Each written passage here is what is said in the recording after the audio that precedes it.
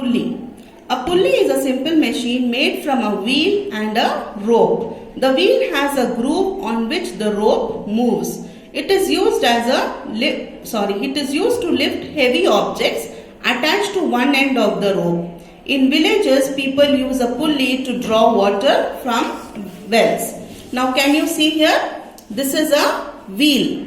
Okay. And here there is a groove. That means there is something which is, it is like a hole here. Sorry, not a hole. There is a groove in this, in which the rope is fixed. Okay. The rope gets fixed in this, and then they will add something like, for example, bucket. Okay. So that they pull this and the pulley is helping it to move. The work becomes easier. Understood? So this is called as a pulley. Example. Inclined plane. An inclined plane is a slope used to push or pull heavy objects to or from a certain height. Okay. So this is an example of inclined plane. So when you have to push an object on a slope, it becomes easy to move. For example, this is a sloping surface. It is called as an inclined plane. Mostly it is used in hospitals so that they carry the wheelchair. Okay, they can move the wheelchair easily over it. Or even in front of your house. Okay, if your house is a little high, you want to bring your bicycle inside. So it is difficult to bring from the stairs. So if you have an inclined plane there, so it becomes easy to bring the bicycle inside. So this is an example of simple machine.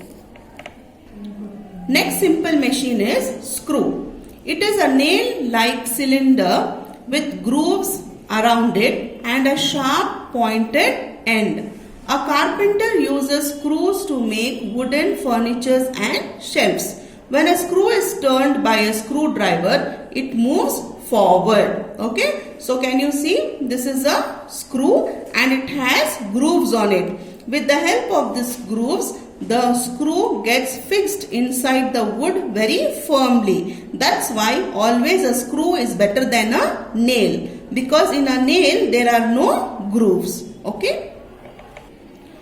Next simple machine is wedge. A wedge is a type of an inclined plane with a sharp edge.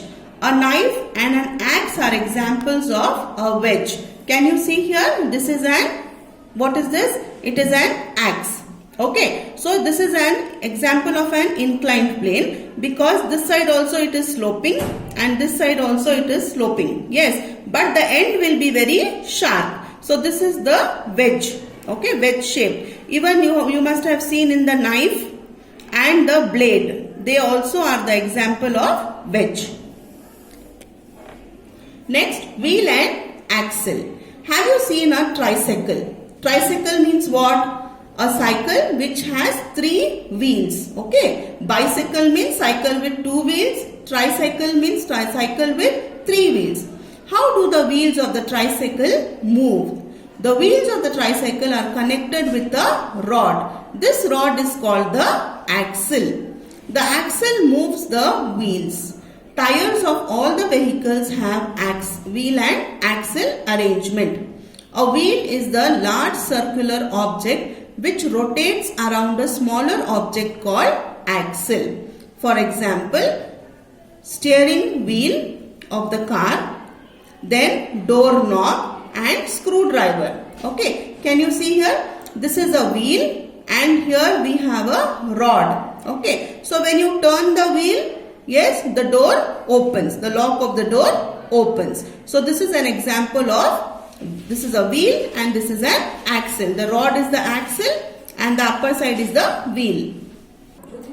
Energy.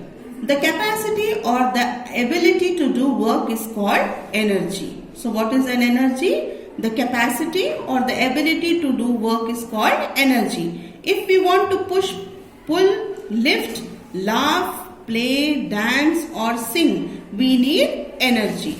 We need energy for doing all our work. Sources of energy. From where do we get energy? There are different kind of sources. Okay. First one is solar energy. The sun is the main source of energy on the earth. The sun gives us heat energy as well as light energy. Yes, during night we do not have light. Yes, because there is no sun. So because of the sun we get heat and light on the earth. The energy that we get from sun is called as solar energy. Now we will see the uses of solar energy. The solar energy enables us to see during the daytime. Plants use solar energy to make their food. You have learnt about photosynthesis. Yes.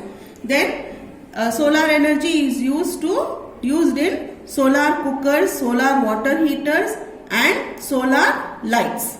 Okay. Then it is also used for drying clothes and grains.